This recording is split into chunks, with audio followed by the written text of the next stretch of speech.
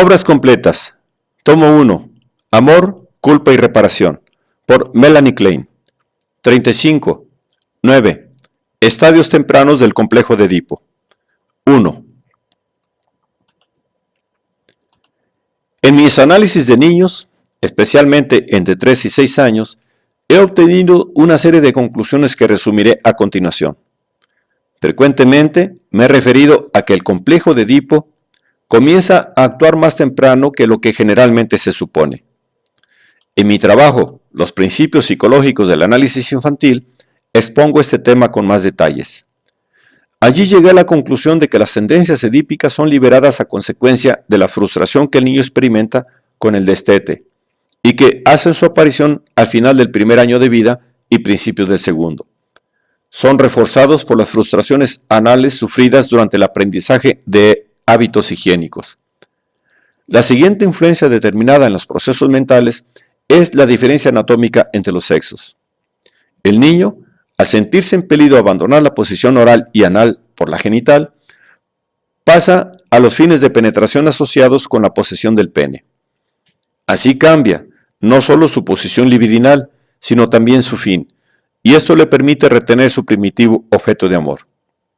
En la niña, por otro lado, su fin receptivo es trasladado a la posición oral, de la posición oral a la genital. Así, cambia su posición libidinal, pero retiene su fin, que ya la había conducido a un desengaño en relación con la madre. En esta forma, se origina en la niña la receptividad para el pene y se dirige entonces al padre como objeto de amor. Pero el comienzo mismo de los deseos edípicos se conecta ya con el incipiente miedo a la castración y sentimientos de culpa. El análisis de adultos, lo mismo que el de niños, nos ha familiarizado con el hecho de que los impulsos instintivos pregenitales se acompañan de sentimientos de culpa. En un principio se pensaba que los sentimientos de culpa aparecían después, y desplazados a estas tendencias, aunque no conectados originalmente con ellas. Ferenczi supone que, conectado con los impulsos uretrales y anales, hay una especie de precursor fisiológico del superyo, que él llama moral esfinteriana. Según Abraham, la angustia hace su aparición en el estadio canibalístico, mientras que el sentimiento de culpa surge en la subsiguiente primera fase anal sádica. Mis descubrimientos van más allá. Muestran que el sentimiento de culpa asociado con las fijaciones pregenitales es ya efecto directo del conflicto edípico. Y esto parece explicar satisfactoriamente la génesis de tales sentimientos, pues sabemos que el sentimiento de culpa es en realidad un resultado de la introyección ya realizada o agregaría, realizándose, de los objetos de amor edípicos. Es decir, el sentimiento de culpa es el producto de la formación del superyo. El análisis de niños pequeños revela que la estructura del superyo se origina en identificaciones que datan de diferentes periodos y estratos de la vida mental. Estas identificaciones son sorpresivamente contradictorias en su naturaleza. Excesiva bondad y excesiva severidad coexisten juntas. Encontramos en ellas también una explicación de la severidad del superyo que se manifiesta especialmente en análisis infantiles. Parece incomprensible que un niño de, por ejemplo, 4 años, albergue, por ejemplo, en su mente una imagen irreal y fantástica de padres que devoran, cortan y muerden. Pero es claro por qué en un niño de alrededor de 1 año, la ansiedad causada por el comienzo del conflicto edípico toma la forma de un temor a ser devorado y destruido. El niño mismo desea destruir su objeto libidinal mordiéndolo, devorándolo y cortándolo, lo que le provoca angustia, ya que el despertar de las tendencias edípicas es seguido por la introyección del objeto, el que se transforma entonces en alguien de quien se debe esperar un castigo. El niño, en consecuencia, teme ahora un castigo que corresponda a su ataque. El superyo se transforma en algo que muerde, devora y corta. La conexión entre la formación del superyo y las fases pregenitales del desarrollo es muy importante desde 2 puntos de vista. Por un lado, el sentimiento de culpa se vincula con las fases oral sádica y anal sádica aún predominante. Y por otro lado, el superior aparece cuando predominan estas fases, lo que explica su sádica severidad. Estas conclusiones abren nuevas perspectivas. Solamente por una fuerte represión puede el yo, aún muy débil, defenderse de un superyo tan amenazador, ya que al principio las tendencias edípicas se expresan principalmente bajo la forma de impulsos orales y anales. ¿Qué fijaciones predominarán en el desarrollo de la situación edípica? Estará sobre todo determinado por el grado de represión que tiene lugar en estos estadios tempranos.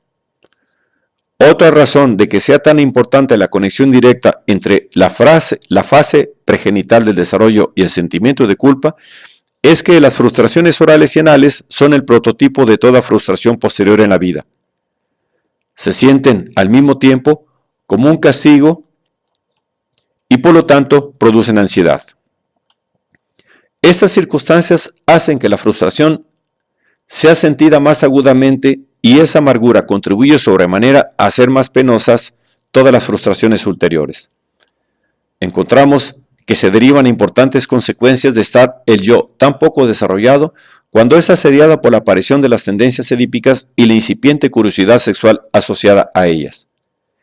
El niño, aún no desarrollado intelectualmente, es invadido por problemas e interrogantes.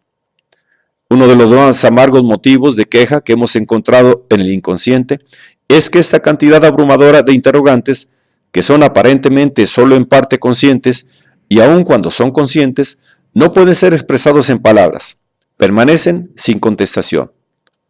Otro reproche que sigue muy cerca a este es que el niño no podía comprender las palabras. De este modo, sus primeras interrogantes remontan más allá de los comienzos de su comprensión del lenguaje. En el análisis, estos dos motivos de queja hacen surgir un extraordinario monto de odio. Solos o juntos son la causa de numerosas inhibiciones del impulso epistemofílico. Por ejemplo, la incapacidad de aprender lenguas extranjeras y, más tarde, el odio hacia los que hablan una lengua distinta. Son también responsables de trastornos del habla, etc. La curiosidad que se muestra abiertamente más tarde, sobre todo en el cuarto o quinto años de vida, no es el principio, sino la culminación y terminación de esta fase del desarrollo que también he encontrado en el conflicto edípico en general. El temprano sentimiento de no saber tiene múltiples conexiones. Se une al sentimiento de ser incapaz, impotente, el que pronto resulta de la situación edípica. El niño también siente esta frustración en forma más aguda porque no sabe nada definido sobre procesos sexuales. En ambos sexos el complejo de castración es acentuado por ese sentimiento de ignorancia. La temprana conexión entre el impulso epistemofílico y el sadismo es muy importante para todo el desarrollo mental. Este instinto, activado por el surgimiento de las tendencias edípicas, está al principio principalmente en relación con el cuerpo de la madre, al que se supone escenario de todos los procesos y desarrollos sexuales. El niño está aún dominado por la posición sádico-anal de la libido, la que le impulsa a desear apropiarse de los contenidos del cuerpo. De este modo, comienza a tener curiosidad por lo que contiene, cómo es, etc.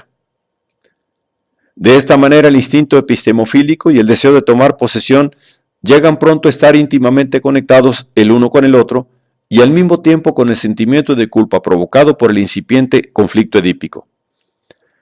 Esta significativa conexión anuncia en ambos sexos una fase de desarrollo de vital importancia y que no ha sido hasta aquí suficientemente valorizada.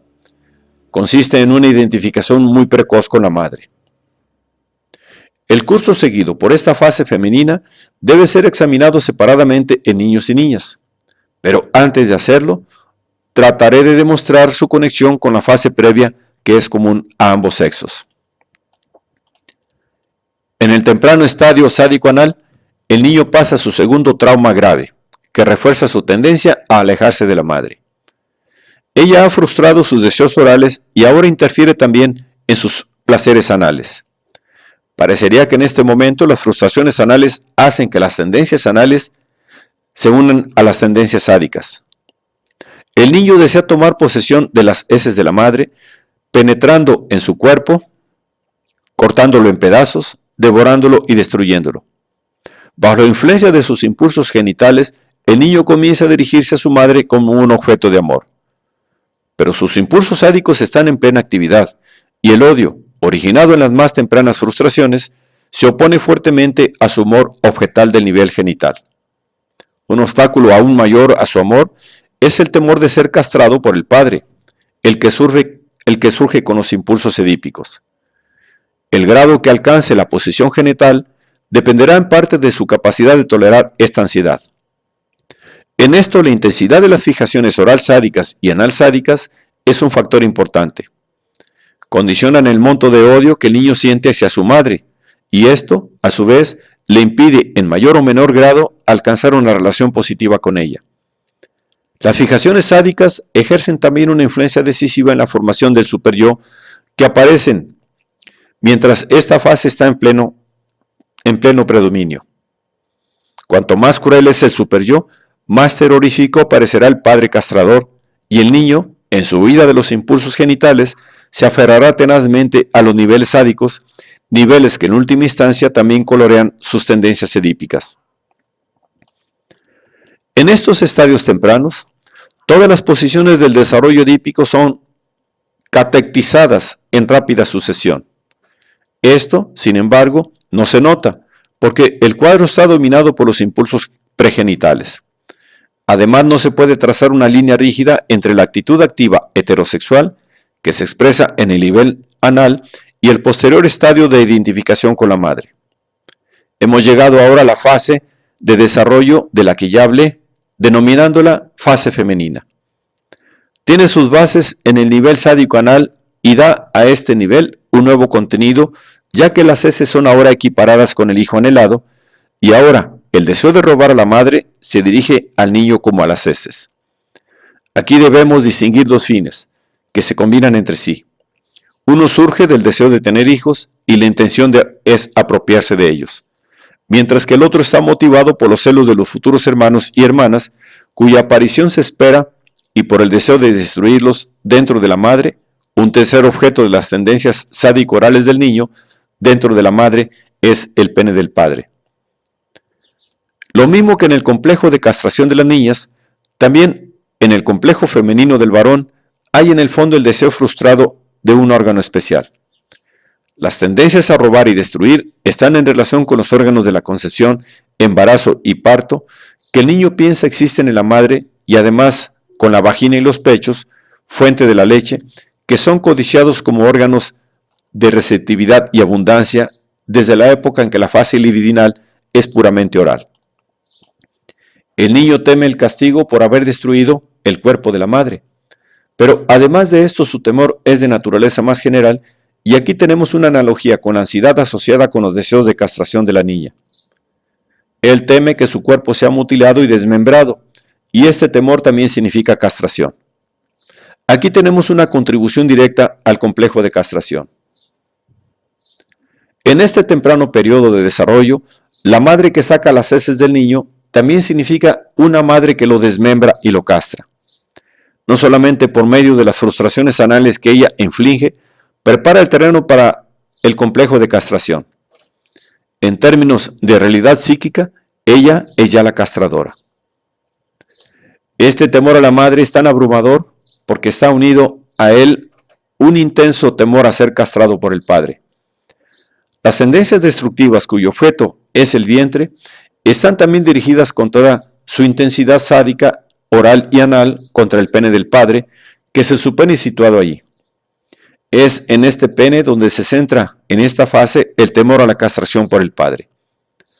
De este modo, la fase femenina está caracterizada por ansiedad en relación con el vientre de la madre y el pene del padre, ansiedad que somete al niño a la tiranía de un superyo que devora, desmembra y castra, y que está formado por la imagen del padre y de la madre. La incipiente posición genital está, de este modo, desde el principio, entrelazada y mezclada con las múltiples tendencias pregenitales. Cuanto mayor es la preponderancia de las fijaciones sádicas, tanto más la identificación del niño con su madre se corresponde con una actitud de rivalidad hacia la mujer, con su mezcla de envidia y odio, porque de acuerdo con sus deseos de tener un hijo, se siente en desventaja e inferioridad con respecto a la madre. Consideramos ahora por qué el complejo femenino de los hombres aparece mucho más oscuro que el complejo de castración de las mujeres, que es de igual importancia. La mezcla del deseo de tener un niño con el impulso epistemofílico permite al varón efectuar un desplazamiento al plano intelectual. Su sentimiento de estar en desventaja queda entonces disimulado y sobrecompensado por la superioridad que les trae de poseer el pene, reconocida también por las niñas. Esta exageración de la posición masculina conduce a excesivas manifestaciones de masculinidad. En un trabajo de Mary Chadwick, ha referido también la sobreestimación narcisista del pene por el hombre y su actitud de rivalidad intelectual hacia las mujeres a la frustración de su deseo de tener un hijo y desplazamiento de este deseo al plano intelectual. La tendencia de los niños a expresar excesiva agresión, que aparece muy frecuentemente, tiene sus fuentes en el complejo femenino. Se acompaña con una actitud de desprecio y suficiencia, y es sumamente asocial y sádica. Está determinada en parte por el intento de encubrir ansiedad y la ignorancia subyacente. En parte coincide con la protesta del niño, originada en su temor a la castración contra el rol femenino, pero está también enraizada en su temor a la madre, a la que quería robar el pene del padre, sus hijos y sus órganos sexuales femeninos. Esta excesiva agresión se une al placer de atacar que proviene de la situación edípica, directa, genital, pero representa la parte de la situación que es el mayor factor asocial en la formación del carácter. Esto explica por qué la rivalidad del hombre con las mujeres será mucho más asocial que su rivalidad con los mismos hombres, que está ampliamente incitada por la posición genital. Por supuesto que el monto de fijaciones sádicas también determinará las relaciones de un hombre con otros hombres, cuando estos son rivales. Si por el contrario, la identificación con la madre está basada en una posición genital más fuertemente establecida, por un lado su relación con las mujeres será de carácter positivo y por el otro el deseo de tener un niño y el componente femenino, que juega un papel tan esencial en el trabajo de los hombres, encontrará oportunidades más favorables para la sublimación.